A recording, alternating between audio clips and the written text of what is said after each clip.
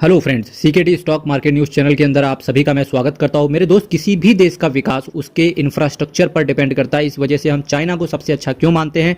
क्योंकि चाइना जैसा इंफ्रास्ट्रक्चर पूरे विश्व में कहीं और किसी के पास नहीं है।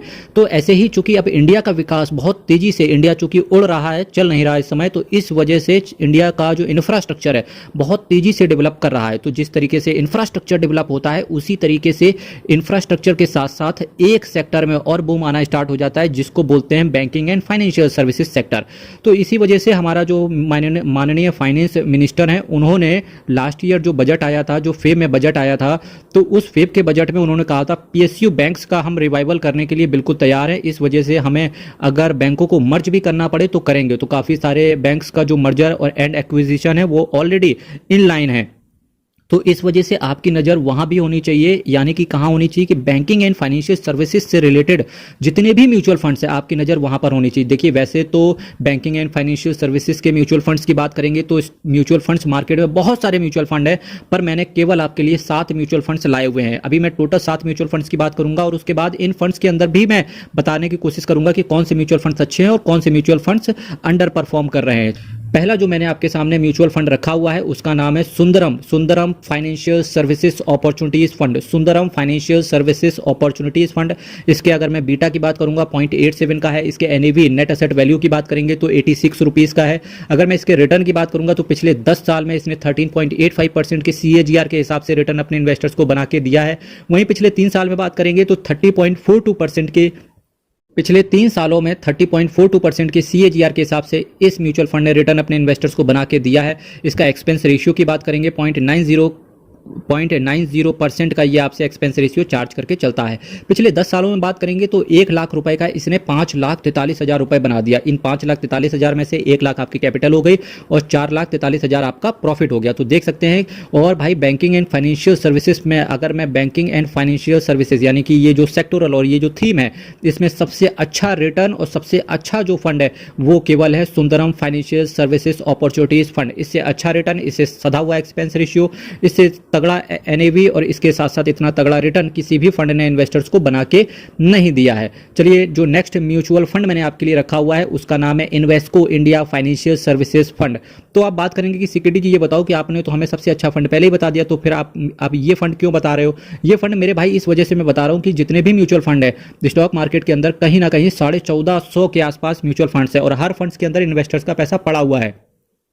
तो अगर मेरा ये वीडियो उन लोगों के पास भी पहुंचता है जिनके पास कुछ इस तरीके के म्यूचुअल फंड्स है, जहां पर रिटर्न कम है, जहां पर एनएवी ज़्यादा है, एक्सपेंस रेशियो थोड़ा सा गड़बड़ है, बीटा भी थोड़ा सा गड़बड़ है, तो इस वजह से उनको भी विचार करने की ज़रूरत है और उनको भी सही ट्रैक पे लाना भी हमारा और आपका कर्तव्य है। मेरे भाई, चैनल सब्सक्राइब कीजिएगा, वीडियो को शेयर कीजिएगा।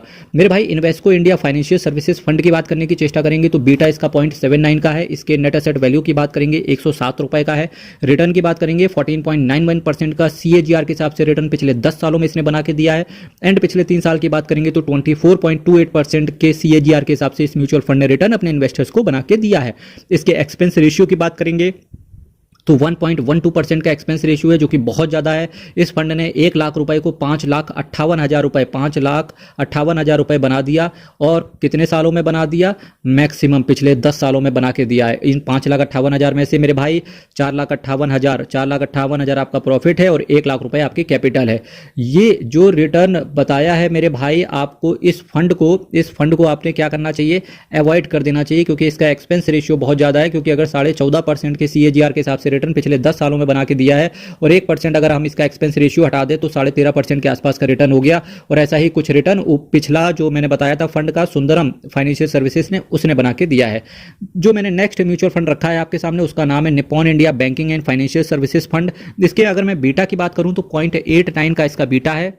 और नेट एसेट वैल्यू की बात करने की चेष्टा करेंगे तो 506 रुपए का इसका एनएवी है। रिटर्न की बात करेंगे तो पिछले 10 सालों में 14.14% के CAGR के हिसाब से रिटर्न बना के दिया है। अगर हम पिछले 3 सालों की बात करेंगे तो 33.63% के CAGR के हिसाब से इस म्यूचुअल फंड ने रिटर्न अपने इन्वेस्टर्स को बना के दिया है। इसके अगर एक्सपेंस रेशियो की बात करेंगे तो 1.16% का इसका एक्सपेंस रेशियो है और 10 साल में इसने 1 लाख रुपए को बना दिया 5,53,000। इसमें से 1 लाख आपका कैपिटल है इस 5,53,000 में से और 4,53,000 का रिटर्न है आपका। ठीक है, जो मैंने नेक्स्ट म्यूचुअल फंड आपके लिए रखा हुआ है इसका नाम है, और Nippon India banking and financial services को आपको भी अवॉइड कर देना चाहिए या अंडर परफॉर्म कर रहा है। जो मैंने नेक्स्ट म्यूचुअल फंड आपके सामने रखा हुआ है उसका नाम है ICICI prudential banking and financial services fund. क्या बोला मैंने?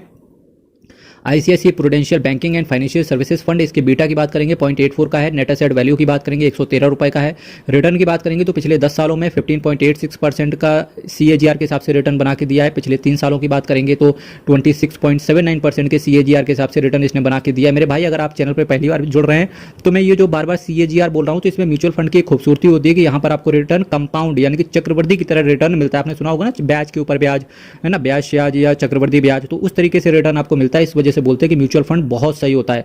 अगर हम इसके एक्सपेंस रेशियो की बात करेंगे तो 1.02% का एक्सपेंस रेशियो है जो कि बहुत ज़्यादा है और ये भी अंडर परफॉर्म कर रहा है मेरे भाई 1 लाख रुपए को। हालांकि इसने 5,97,000 बना के दिया अपने इन्वेस्टर्स को, जिसमें से 1 लाख आपकी कैपिटल है और 4,97,000 आपका क्या है मेरे भाई, प्रॉफिट है।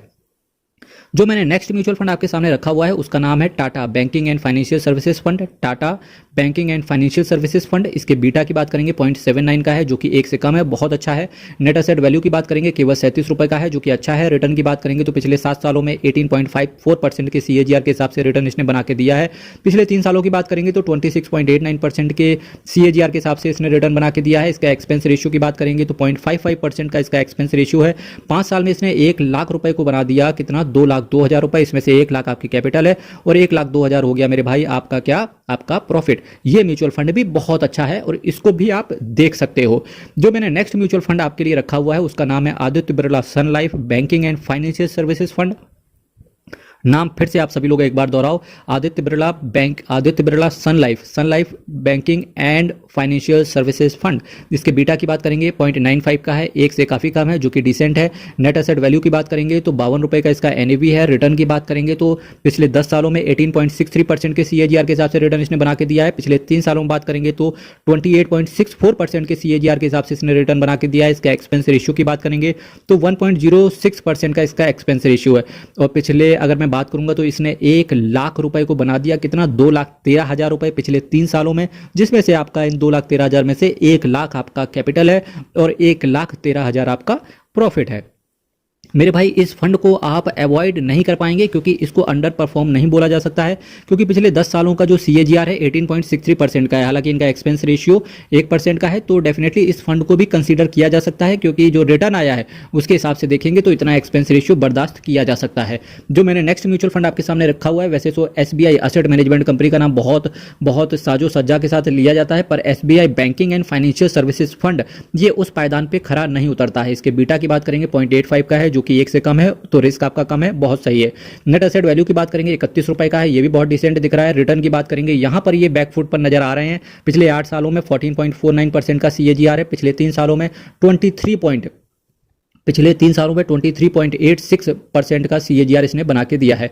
इसके एक्सपेंस रेशियो की बात करेंगे, हालांकि इसका एक्सपेंस रेशियो डिसेंट है जो कि है 0.77% का। 5 साल में इसने 1 लाख रुपए को बना दिया कितना मेरे भाई, 5 साल में इसने 1 लाख रुपए को बना दिया है 1,84,000 रुपए, जिसमें से आपका 1 लाख रुपए जो है वो कैपिटल है और केवल 84,000 रुपए ही इसने 5 साल में बना के दिया है इन्वेस्टर्स को।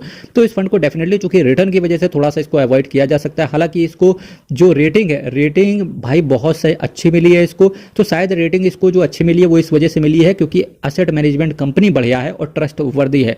मेरे भाई आज मैंने टोटल आपके सामने 7 म्यूचुअल फंड्स की चर्चा करी, जिसमें से कुछ फंड्स को बोला कि आपकी रेड फ्लैग या आपकी नज़रों के सामने इस वजह से होना चाहिए क्योंकि उन पर थोड़ा सा रिस्क की पैरामीटर है और या अंडर परफॉर्म कर रहे हैं। कुछ मैंने 2 म्यूचुअल फंड्स की चर्चा करी जिनमें से रहा Sundaram financial services opportunities fund, ये आउट परफॉर्म कर रहा है। इसके साथ साथ अगर मैं बात करने की चेष्टा करूं Tata banking and financial services की, ये भी आउट परफॉर्म कर रहा है। इसके बाद अगर मैं बात करूंगा Aditya Birla sun life, banking and financial services fund की, ये भी आउट परफॉर्म कर रहा है। हालांकि इसका एक्सपेंस रेशियो 1% से ऊपर है, तो एक्सपेंस रेशियो को नेग्लेक्ट किया जा सकता है क्योंकि रिटर्न इसके कंपैरिजन में अदर फंड से अच्छा रिटर्न इसने प्रोवाइड करके दिया है।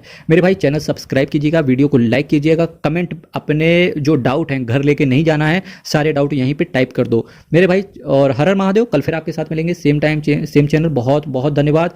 हर हर महादेव, अयप्पा शरणम हरीश।